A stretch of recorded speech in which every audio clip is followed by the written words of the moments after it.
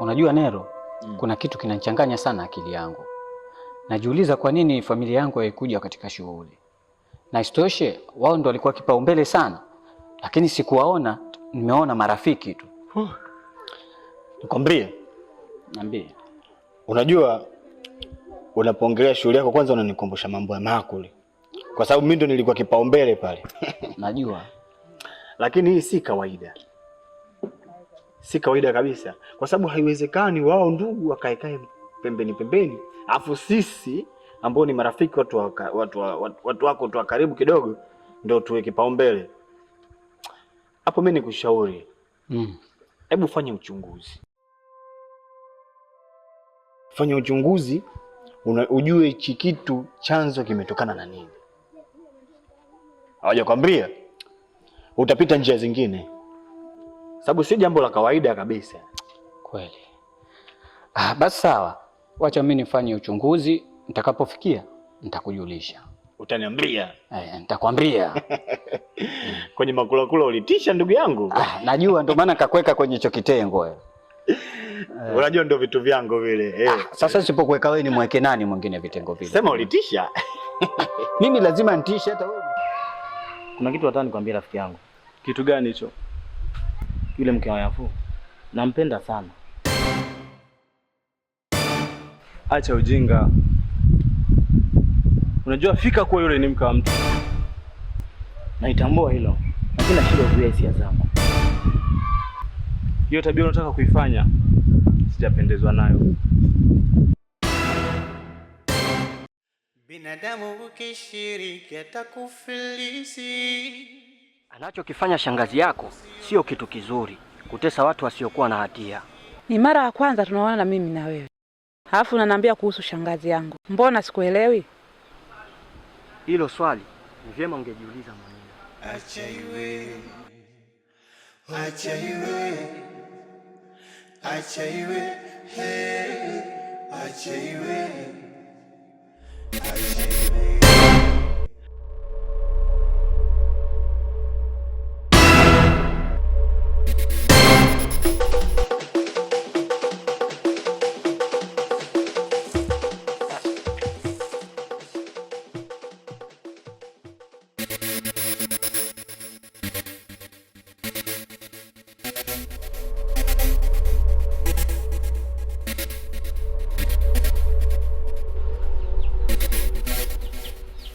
Najua kuwa unahitaji msaada.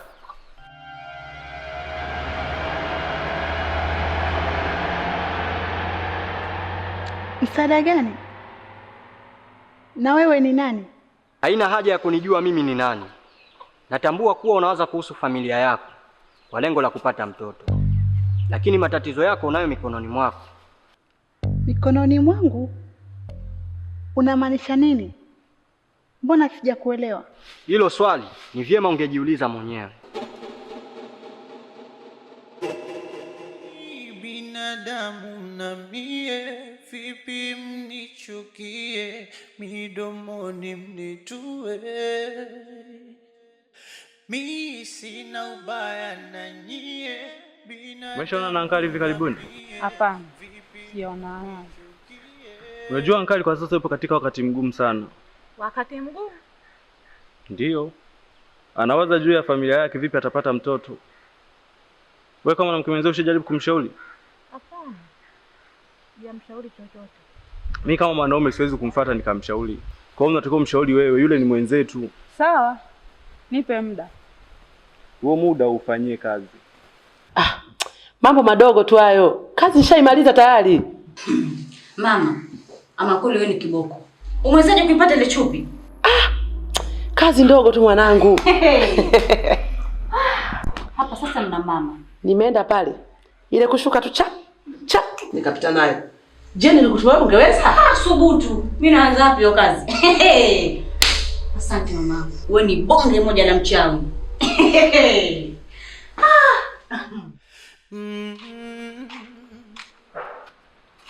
Acha iwe.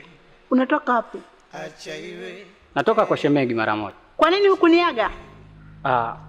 Nimetoka, nilijua sitachelewa. Sio vizuri kutoka bila kuaga. Sawa mke wangu. Nimekuelewa, naomba unisamehe. Nimekusamehe lakini usirudie tena. Na kuahidi haitajirudia tena. Chakula tayari, vipi nikuwekeo? Hapana, sijisikii kula kwa sasa. Wacha kwanza nikapumzike, nitakula baadaye. Sawa, subiri na mimi niendelee na shughuli zangu. Haina shida. Acha iwe, acha iwe, hey, acha iwe, acha iwe. Binadamu ukishiriki atakufilisi. Mbaya ndugu sio rafiki, mkia wa fisi. Hata kwenye moja sana atakusaliti. Habari. Safi kwema? Kwema. Habari yako? Nzuri. Afadhali nimeonana na wewe. Maana nilikuwa najua si nitakupatia wapi. Unamaanisha nini? Kuna kitu nataka nikupatie. Umpelekee rafiki yako. Kitu gani na rafiki gani? Kuna jumbe nataka kumpatia umpelekee ankali.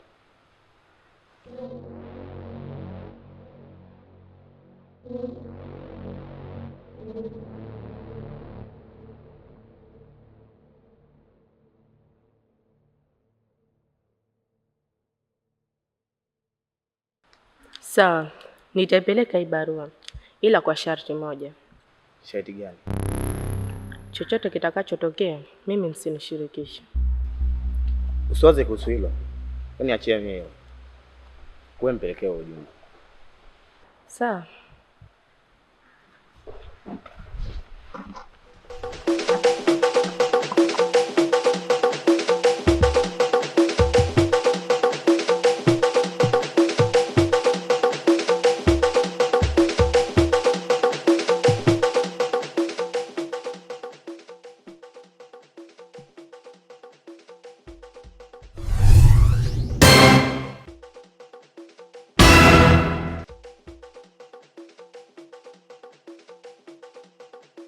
Shut